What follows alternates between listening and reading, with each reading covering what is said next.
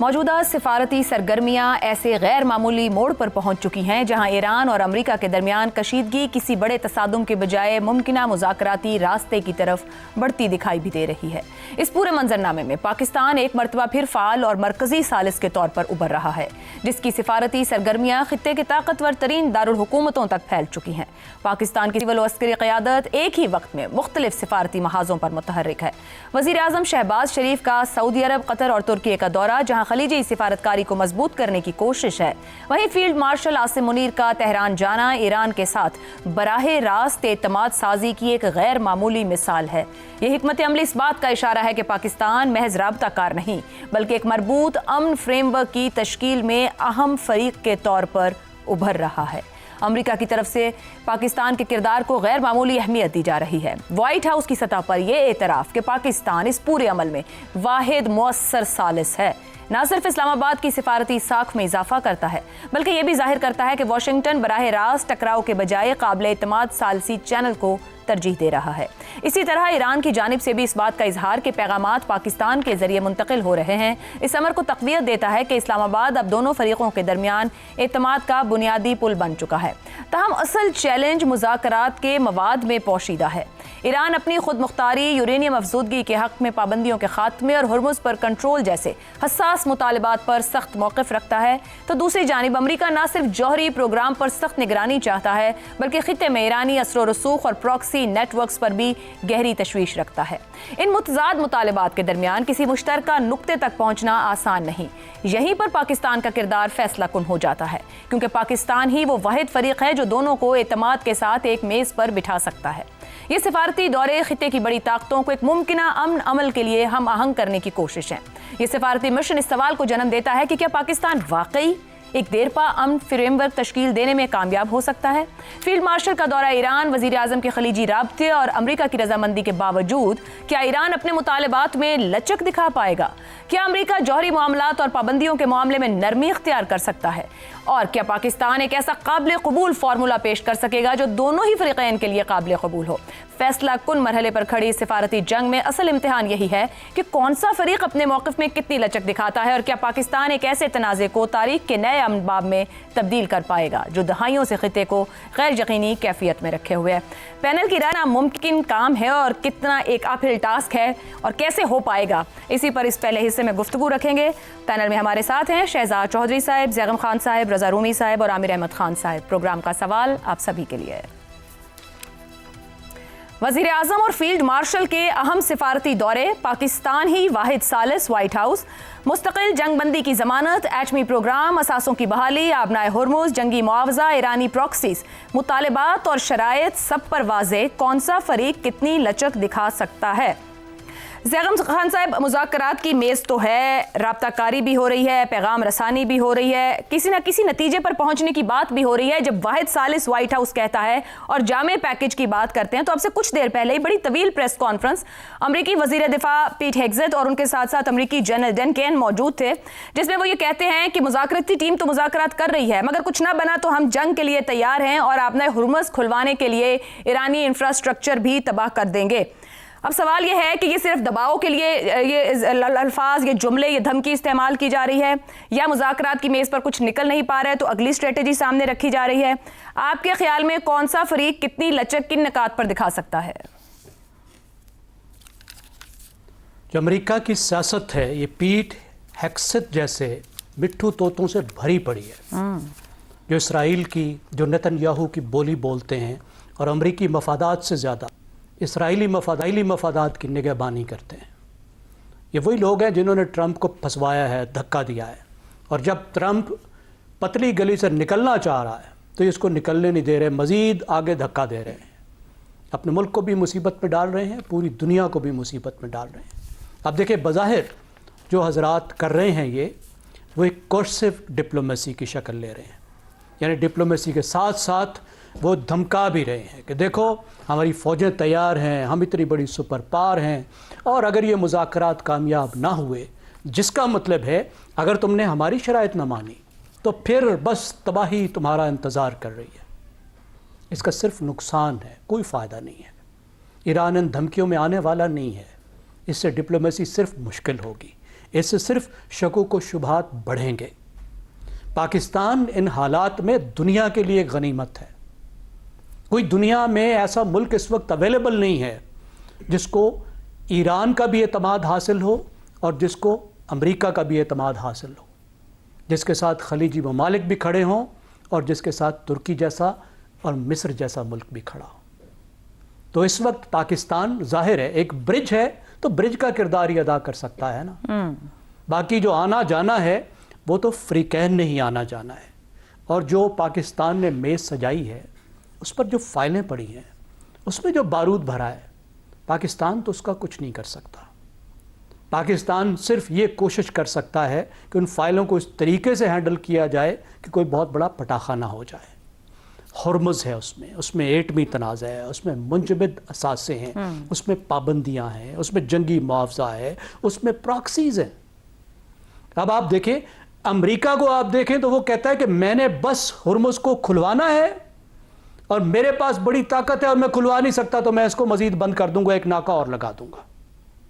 और एटमी प्रोग्राम अपना मुकम्मल ठप करो, जिस पर पहले एक दफ़ा उन्होंने माहिदा किया था, और बिल्कुल 20 साल के लिए प्रॉमिस कर दो कि तुम उसके करीब भी नहीं जाओगे। हालांकि वो सिग्नेटरी है उस माहिदे का, बैनुल अक़वामी माहिदे का, NPT का, जिसके तहत उसको हक हासिल है कि वो परअमन मकासद के लिए उसको इस्तेमाल करे। फिर वो कहते हैं प्रॉक्सीज़ को तुम छोड़ दो, मैं इसराइल का कुछ नहीं कर सकता। वो कत्लेआम करता रहे, वो जेनोसाइड करता रहे, वो दुनिया की तबाही करता रहे, वो कब्ज़े करता रहे, वो कारपेट बर्मिंग करता रहे, उसका मैं कुछ नहीं कर सकता। तुमने अपने प्रॉक्सीज़ को बिल्कुल सपोर्ट नहीं करनी, उनको छोड़ देना है। अब ईरान के पास एक मौका है, यानी उसके पास इतनी बड़ी एक लिवरेज आ गई है दुनिया की मईशत की, तो वो कैसे जाने दे। वो चाहता है उसको भी माशी रिलीफ मिले। वो कहता है मेरे मुंजमद असासे छोड़ो, मुझे गारंटी दो कि तुम फिर पिछले वाले काम नहीं करोगे, माहिदा करके फिर वापस मेरे पीछे नहीं आओगे, आके दोबारा हमला नहीं करोगे, मुझे गारंटीज चाहिए। और एटमी प्रोग्राम मेरा हक है। अब देखें, ये दो जो फोकल पॉइंट हैं इस वक्त, इनको रिजॉल्व करना आसान नहीं है। हुर्मुज़ को रिजॉल्व करना इस वजह से मुश्किल है कि हुर्मुज़ को ईरान उस वक्त तक नहीं खोलेगा जब तक वो दूसरी रियायत नहीं लेगा, क्योंकि अगर वो अपने कार्ड्स हवाले कर देता है तो तारीख ये बताती है पिछले कई दहाइयों को कि जिसने भी कार्ड दिए वो तबाह व बर्बाद हो गया। जो नरम पड़ा उसको तहफ़्फ़ुज़ नहीं मिला। क्या लिबिया को मिला? लिबिया ने भी तो एटमी प्रोग्राम खोल के दिया था ना, इराक ने भी किया था ना, शाम का केमिकल प्रोग्राम था उसको खोला था ना, क्या हुआ था? तो वो नहीं, बिल्कुल इस पर पीछे नहीं हटेगा, वो धमकियों में नहीं आएगा। मेरे ख्याल है इस वक्त जो बात है, जो आखिरी बात है, देखिए वो ये है कि इस वक्त देखना चाहिए कि पॉसिबल क्या है। इस वक्त जंग बंदी में तोसी होनी चाहिए, हुर्मुज़ पर कोई महदूद समझौता होना चाहिए, कुछ माशी रिलीफ मिलनी चाहिए, और जो बड़ी बातें हैं जैसे एटमी प्रोग्राम है या जिस तरीके से ईरान का जो नेटवर्क है जिसको ये प्रॉक्सीज कहते हैं, उस पर आगे मुज़ाकरात होने चाहिए। ये 1 या 2 सिटिंग में ये तय होने वाली बातें नहीं है। ठीक हो गया ज़ैकम साहब। आमिर अहमद खान साहब, पहले आप मुमकिनात नामुमकिनात दोनों जानिब से सामने खड़ी हैं कि ईरान क्या देगा, उस पर कितना इत्मीनान किया जा सकता है, अमेरिका क्या मांग रहा है, क्या गारंटीज दे सकता है अगर ईरान माजी की बात करते हुए हवाले दे। इस पूरी सूरत हाल में आपको लगता है अब तक जो पैगामात का गैर रस्मी तसलसल जारी है, जिसके ऊपर दोनों जानिब से तस्दीक भी की जा रही है, किसी आने वाले दिनों में एक तोसी होती हुई जंग बंदी में एक अमन पसंद मुआहदे की तरफ सूरत हाल जा रही है, या सिर्फ हम एक वक्ती डी एस्केलेशन देख रहे हैं क्योंकि दूसरी बातें भी साथ साथ जारी हैं?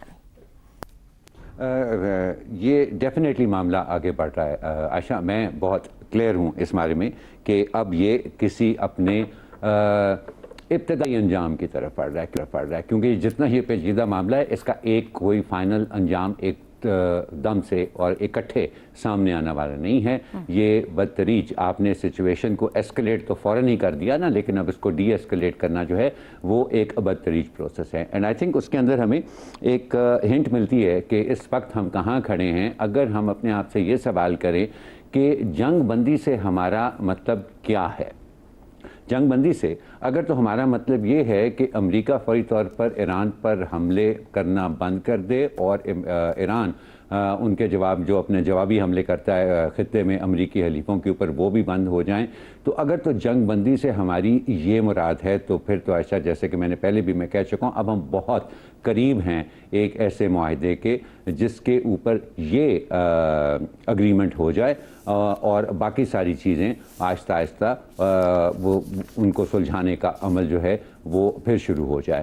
اب یہ جو فوری جنگ بندی کا معاملہ ہے اس کے اندر سب سے بڑی ریزرویشن اور بڑی جائز ریزرویشن ایران کی یہ ہے کہ کیا گارنٹی ہے کہ یہ جنگ بندی مستقل ہوگی اور امریکہ اپنے وعدے سے پھر نہیں جائے گا. دیکھیں نا ابھی بھی دنیا کے اندر یہ 3-4 ملک ایک ہمارے ہمسائے سمیت ملا کے باقی ساری دنیا کے اندر ایک کنسنسس ہے کہ یہ غیر قانونی جنگ یہ ایک اللیگل وار ہے جو کہ ایران پر تھوپی گئی ہے. اس وقت آپ اگر یو ایس بلاکیڈ کو انٹرنیشنل لاز حالانکہ ان کا اب مطلب کوئی نہیں رہ گیا اس دنیا کے اندر لیکن پھر بھی جو موجودہ international laws of the seas ہیں ان کے مطابق اگر وہ دیکھیں تو ان کی وہ نیول بلاکیڈ جو ہے امریکہ کی وہ بھی غیر قانونی ہے. تو یہ جو گارنٹی چاہیے ان کو کہ یہ دوبارہ نہ ہو اس طرح کی صورتحال وہ گارنٹی کہاں سے آئے گی. آئی تھنک کہ یہ سارے کا سارا معاملہ جو ہے اب اس چیز کے اوپر آ کر ریزالو ہونا ہے کہ کیا ایران کو کوئی یہ یقین دلا سکتا ہے کہ اب اگر جنگ بندی ہوئی اور باقی سارے معاملات اگر طے ہوتے ہیں تو نہیں ہوتے ہیں. دیکھیں ہرمز میں تو ایران ایک پروپوزل دے بھی چکا ہوا ہے نا کہ اگر بحری جہاز جو ہے وہ عمان کی سائڈ سے بھی نکل سکتے ہیں اور ایران ان کو روکنے کی کوشش نہیں کرے گا. سو باقی ساری چیزوں کا فوری طور پر کوئی نہ کوئی حل نکال کے مگر امریکی جو بلاکیڈ ہے وہ تو ایران کو اس وقت پریشان کر رہے ہیں. وہ خود تسلیم کر رہے ہیں کہ ہم نے اس کی آمد و رفت کو روک رکھا ہے جو کہ اس کے لیے نقصان دہ ہو رہا ہے. اس کا مقصد ہی ایران پر دباؤ ڈالنا ہے. دیکھیں otherwise it does not make any sense. کوئی اس کی منطق آپ نہیں سمجھ سکتی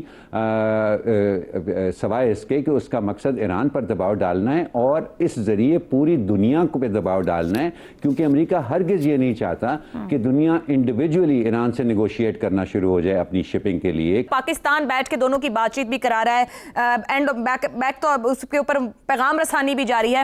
کیا اس معاملے میں ہم بار بار گارنٹیز کی بات کر رہے ہیں پاکستان کو ایک گارنٹر کے طور پر بھی بیہیو کرنا پڑ سکتا ہے؟ پاکستان بذات خود نہیں لیکن پاکستان جس طرح سے ان کے بیچ میں میڈیٹر بنا ہے نا پاکستان ایک کانڈویٹ بن سکتا ہے جس میں انڈائریکٹلی پیچھے چائنا کا بھی ایک سٹانس ہو جس کے پیچھے رشیا کا بھی ایک سٹانس ہو جس پہ انڈائریکٹلی اور فار دیٹ میٹر یورپ کے معاملے میں تو وہ ڈائریکٹ بھی ہو سکتا ہے کیونکہ یورپ اب بہت کھل کر اس کو یہ نظر آنا شروع ہو گیا کہ اس کو اپنے آپ کو امریکہ سے اور نیٹو سے تھوڑا سا یہ تفریق کرنی ہوگی کہ نیٹو کے بغیر امریکہ کے بغیر نیٹو کچھ ہے یا نہیں ہے. لیکن انڈائریکٹلی پاکستان کے ساتھ پاکستان وہ کانڈویٹ بن سکتا ہے جس کے ذریعے انڈائریکٹلی یہ جو دوسری بڑی پاورز ہیں دنیا کے اندر وہ ایران کو یہ بھروسہ دلوا سکیں اور یہ اعتماد دلوا سکیں کہ ایک دفعہ جنگ بندی ہوگی تو امریکہ کے لیے اس کو دوبارہ شروع کرنا مشکل نہیں ہوگا. اور یہی میرا خیال ہے وہ واحد کامیابی ہے جو کہ فوری طور پر اس جنگ کے اندر ممکن ہے.